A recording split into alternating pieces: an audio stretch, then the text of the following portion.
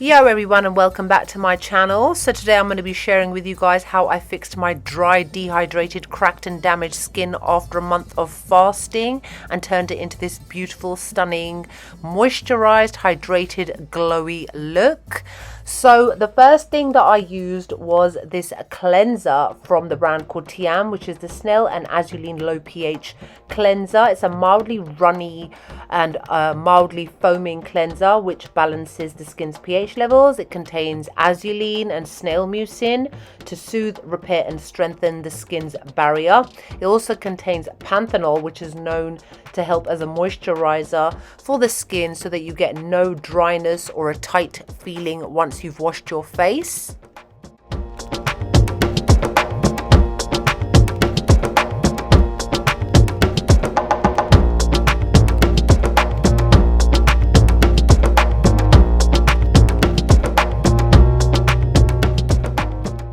Now the toner that I've been using is the Skin 1004 Madagascar Centella Probio-Cica Essence toner, which is a moisturizing toner. It's very runny and fast absorbing. And I basically split this cotton pad that I've got, which splits into 5 layers, and I drenched each pad and applied it to various points of my face. Because of the fact that this leaves a layer of moisture on the skin and it contains Centella asiatica extract for soothing the skin, as well as ceramides, panthenol, hyaluronic acid, etc. This repairs damaged barrier and smooths out the skin. So I just basically applied this everywhere that I could see a lot of dryness on my face and dehydration, and then I left it on my face for a good 10 to 15 kind of minutes, basically to let everything penetrate the skin. Sat there bored for a little while before I removed it, and then what I did was just basically pat it into the skin so that it had a chance to really absorb deep into the layers of my face.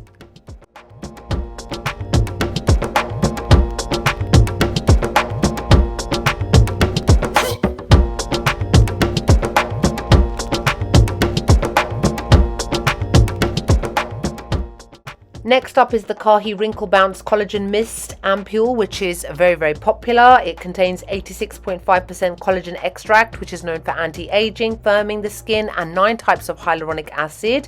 And so basically it's a must-have in your collection. The next up is the numbuzin No. 3 Skin Softening Serum. It's semi-runny and its main ingredient is galactomyces bifida, which is fermented so that it moisturizes the skin. It's great for elasticity, brightening, anti-aging, and it enhances the complexion.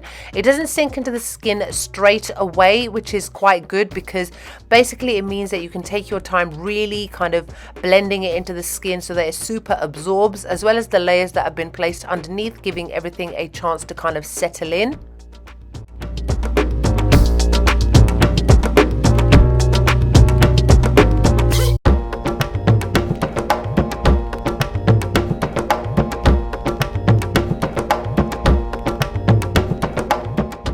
Now, as my skin was still fairly moist, I used the MissLady face roller and gua sha set, which are made of jade, and this basically helps to reduce the inflammation and puffiness by stimulating your lymphatic system. It's also a great way to basically unwind, help with mental stress, help with any kind of headaches. It's a really nice massage that you can give to your face. If you do it on a daily basis, it's actually been proven to help in terms of any kind of puffiness in your face long term.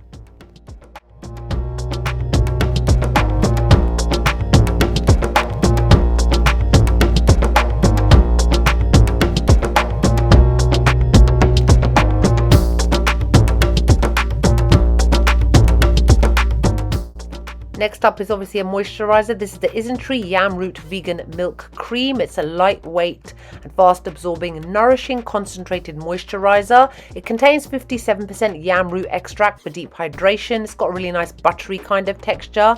It's blended with botanical phytomucin to strengthen the barrier, as well as 5 types of ceramides to protect and moisturize your skin, leaving it soft, supple, non-greasy, and great to use for the daytime.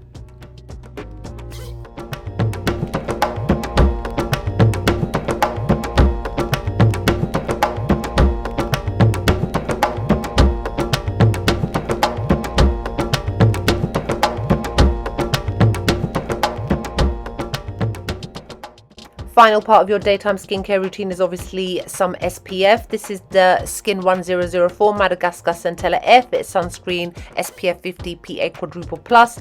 It's a lightweight physical mineral sunscreen which is fairly matte in terms of finish, and the reason I wanted to use something matte is because I'm using glowy makeup afterwards. And this has got a non-sticky finish. It contains Centella to soothe as well as niacinamide to reduce redness and refine the skin. Yes, your face looks a little bit on the white side to begin with, but trust me, it does settle down eventually. This is generally what happens with mineral sunscreens. Now moving on to makeup, the first thing I'm using is the GloWish by Huda Beauty Multidew Skin Tint in the shade number 2 Fair Light. I'm applying this quite heavily because of the fact that I want a little bit extra coverage, and it is a tinted moisturizer. Now you can see the reason why I wanted to have quite a matte base underneath. If my skincare was too oily and greasy, then that would have made this skin tint the same. So I'm just buffing this into my face and just applying it evenly so that I've got coverage everywhere.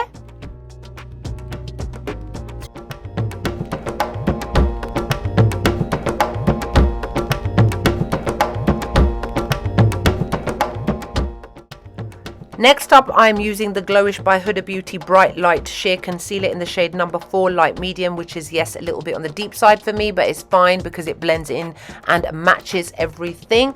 Once this has gone on, I am setting it using the Huda Beauty Banana Bread Easy Bake Loose Baking and Setting Powder. And then you can see why it doesn't really matter that the concealer is a little bit on the deeper side, because it's quite sheer and it shears it out. I tend to heavily apply this to my under eye area, let it set for a couple of seconds before I brush it off. I've obviously done my eyebrows and my face powder off camera, because next up I'm using, again, Huda Beauty. This is not sponsored by Huda Beauty, I promise, I just love her products. I'm using the Mercury Retrograde eyeshadow palette. So the first shade I'm using is called Off Balance, going backwards and forwards in the crease area to basically give my eyes a little bit of depth. And obviously I'm going for a lilac-y, pinky sort of look today. Then the next shade I'm using is called Libra, which is this more lilac-y purple shade, and going into the crease again just to deepen up that area and give a little bit more definition to the eye socket. Then using my finger, I'm using the shade called Cosmic, which is best applied with the finger personally, I find, because you get more of an opaque pigmentation. This is just to finish off basically the lid look. Then I'm using the shade called Hot Mess on the lower lash line because I wanted something on the little bit of the darker side to complement the lighter shades above.